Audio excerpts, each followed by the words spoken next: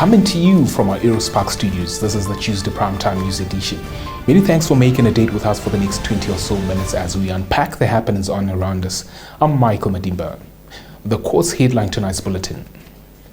The lawyer representing 52-year-old Johan Marie, who stands accused of molesting 15 teenage boys and supplying them with alcohol, has withdrawn from representing the accused, citing untenable instructions in not receiving the full docket from the state. Epa Kandovathu compiled our lead report. Tuna Ninda, Marie's lawyer from the Directorate of Legal Aid, told High Court Judge Philander Christian on Monday that he could no longer represent Johan Marie because his instructions are untenable. Ninda also said he did not receive the full disclosure from the state and as such could not continue representing Marie. Marie was arrested in April 2020. His trial was scheduled to commence in High Court on Monday and faces 75 charges including 24 counts of rape, 10 charges of using a child to create child pornography, 18 counts of child trafficking and 13 charges of supplying alcohol to a child under the age of 18. The incidences reportedly occurred between 2016 and 2020. According to the indictment, Marie raped 13 of the boys and used 10 of them for child pornography. The accused, who is also a former police reservist, has been denied bail since his incarceration. Ninda told the presiding judge that he has engaged his superiors at the Legal Aid Directorate to acquire the disclosure from the state, but to no avail. Judge Christian has since summoned the chief legal officer at the Legal Aid Directorate to explain to the court what steps were taken. Reporting for Primetime News, Ishmael Mukuvonda. Primetime News producer Petrus Namadiko was recently on a tour of the Kunene region, and as promised, during the course of this week we will be profiling the region, bringing attention to the various challenges. Now, Shikuna Mtezi, a teacher at Omangeti Primary School situated 80 kilometers outside of Opuwo in the Epupa constituency, appealed for assistance or sponsorships of school uniforms, sanitary pads as well as fencing material, as the school is situated close to the road and would want to ensure the safety and security of the learners. We now bring you this exclusive interview. The very first things we need at school. As you can see, this school is not fencing at all. So that's the very first thing we need at school. We need a fence because then the school is too close to the road.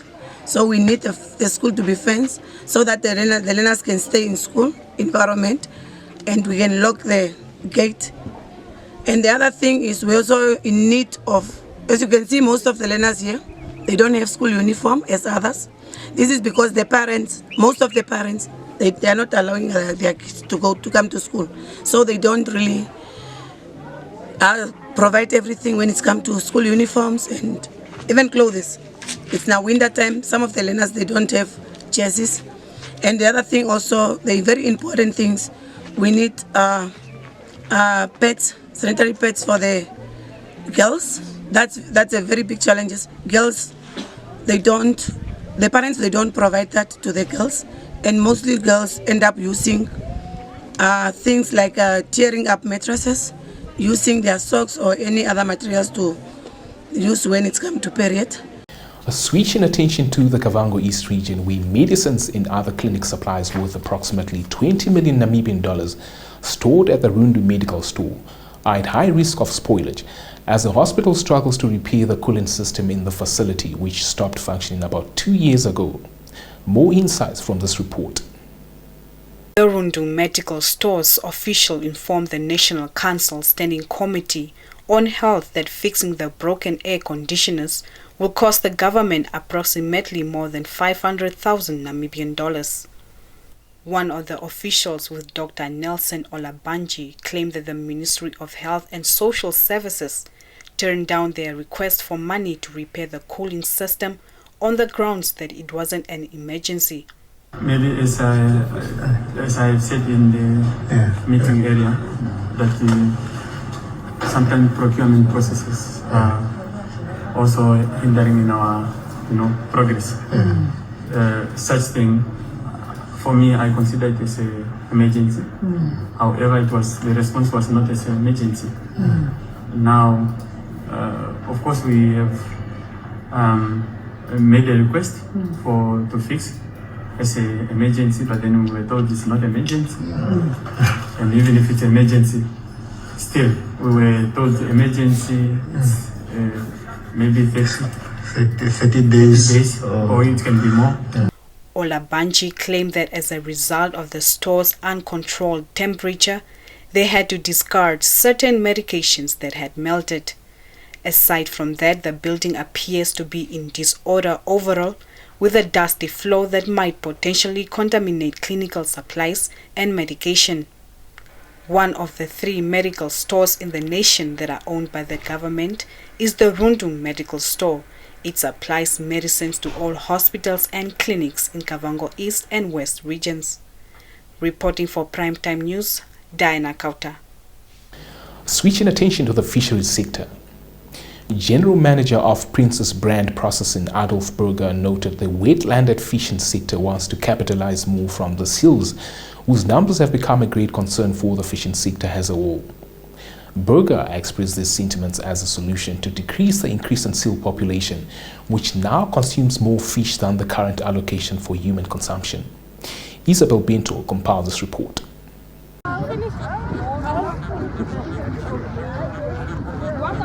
General Manager of Princess Brand Processing Adolf Berger expressed that neither scientists nor the government is playing any role in figuring out other means of capitalizing on the overly populated species. Berger, during a consultation with the Parliamentary Standing Committee on Natural Resources, Fisheries and Marine Resources in Walvis Bay on Monday, expressed that Namibia and Africa at large have some of the biggest feeding schemes which could benefit from the harvesting of seals. Chairman of the Wetland Horse Mackerel Association, Jason Angala, said the increasing number of seals is posing a threat to wetland fish companies with a reduction and continuous decrease in allocated quotas. He noted that horse mackerel is the single largest biomass of all species in Southern Africa, and the effect of the overpopulation of seals impacts severely this stock, threatening jobs as well as food security. Angala further expressed concern with the current Marine Resources Act, which focuses on sustaining marine resources, including seals, and not the control thereof, which allowed for the seal population to explode to the detriment of other commercial fish species such as pilchard and horse mackerel. Reporting for Primetime News, Jokonia Nehemia. Stay tuned for the business segment.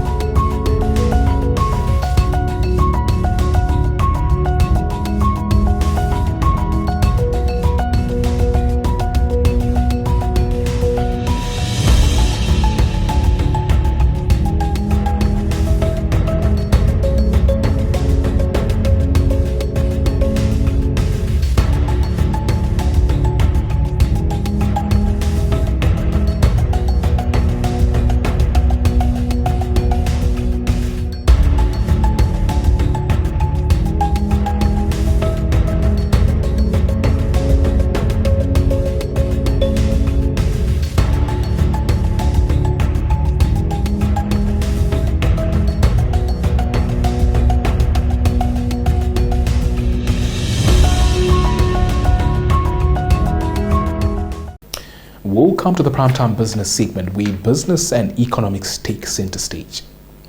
Minister of Industrialization and Trade Lucia Ipumbu underscored the need for Namibia to significantly improve on the export statistics with Japan, citing the current skewed trade deficit between the two countries. The minister made these remarks during a courtesy visit by the Japanese Minister of Economy, Trade and Industry, Nishimura Yasutoshi, at State House. Let's now listen into a portion of the engagements.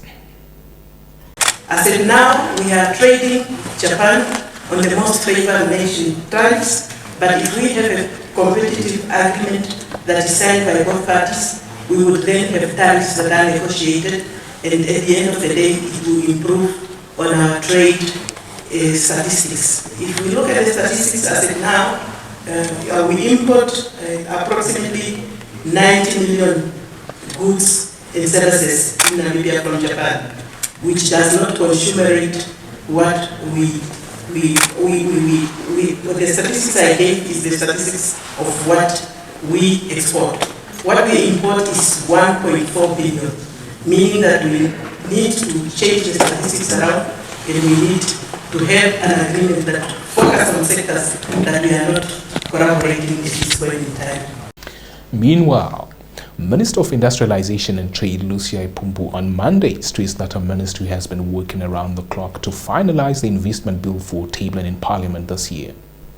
Now, speaking at the final consultation of the Namibia Investment Promotion and Facilitation Bill, Ipumbu said the ministry engaged stakeholders for inputs into the legislation that seeks to unlock and attract investments in Namibia. This report compiled by Andreas Thomas shares more context. The minister expressed her hope to table the Namibia Investment Promotion and Development Board in the National Assembly before the end of the Parliament session this year. The ministry has been working on the bill since 2016, which seeks to replace the Foreign Investment Act, which Ipumbu said is outdated as it will not adequately enhance new policy developments around special economic zones, which aim to ensure that Namibia can attract investments. The Namibia Investment Promotion and Facilitation Draft Bill was tabled in the National Assembly in November 2021 but had to be withdrawn following several calls for further consultations. There were concerns that the bill would give the minister too much power regarding investment decisions and that he or she would limit the independence of the Namibia Investment Promotion and Development Board. Reporting for Primetime News, Chokonia Nehemia. That concludes our top news segment for tonight. Let's now turn our attention to the weather oracle for tomorrow's weather outlook.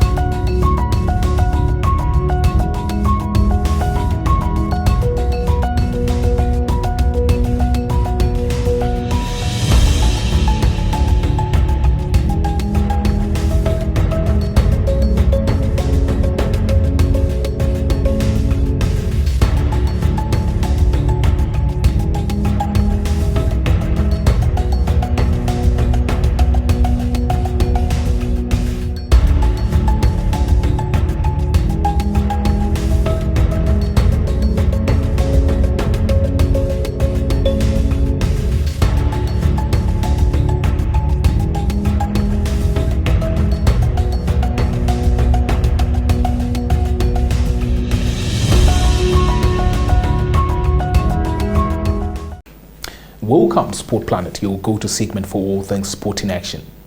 Horse racing dominates the segment.